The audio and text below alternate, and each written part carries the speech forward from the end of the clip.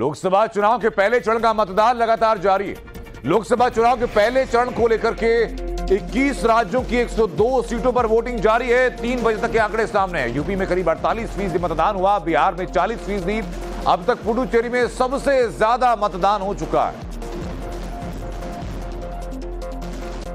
लोकसभा चुनाव के लिए 21 राज्यों की 102 सीटों पर वोटिंग जारी है और आपको अलग अलग जगह की तस्वीर दिखा रहे हैं। यूपी, बिहार, मध्य प्रदेश, असम, मेघालय, तमिलनाडु, हर जगह के वोटिंग प्रतिशत की अपडेट्स लगातार सामने आ रही हैं और अपडेट यह कि पुडुचेरी में अब तक की सबसे ज्यादा वोटिंग हुई है। पहले चरण के मतदान के बीच यूपी के डिप्टी सीएम ब्रजेश पाठक ने बड़ा दावा किया। उन्होंने कहा कि यूपी चुनाव में बीजेपी की प्रचंड जीत होने जा रही है। उन्होंने कहा कि सभी धर्मों के लोग बीजेपी को वोट कर रहे हैं। डिप्टी सीएम ने कहा कि इस बार जनता सरकार को बदल देगी, कह रही हैं इकरा हसन।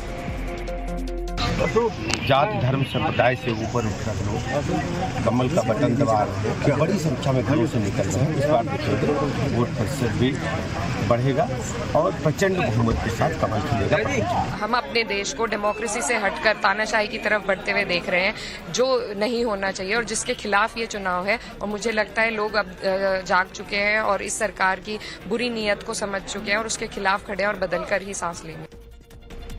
तो वहीं पहले चरण के मतदान के बीच केंद्रीय मंत्री अनुराग ठाकुर ने कांग्रेस पार्टी पर हमला बोला है। उन्होंने कहा कि कांग्रेस पार्टी 40 के लिए संघर्ष करेगी। उन्होंने कहा कि बीजेपी इस बार 400 पार करेगी। पहले चरण की चारों सीटें हम जीत रहे हैं। बिहार के लिए तेजस्वी यादव दावा कर रहे हैं। भारतीय जनता पार्टी 400 पार करेगी, कांग्रेस 40 के लिए संघर्ष करेगी।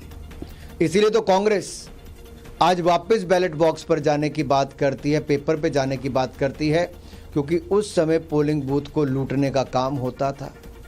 बैलेट बॉक्स पर फर्जी ठप्पे लगाए जाते थे, कैसे आतंक फैलाया जाता था। लेकिन आज ईवीएम के कारण पारदर्शिता, चाहे किसी एक की सरकार को दूसरी की हो, इलेक्शन कमीशन ने शानदार काम कई वर्षों में किया।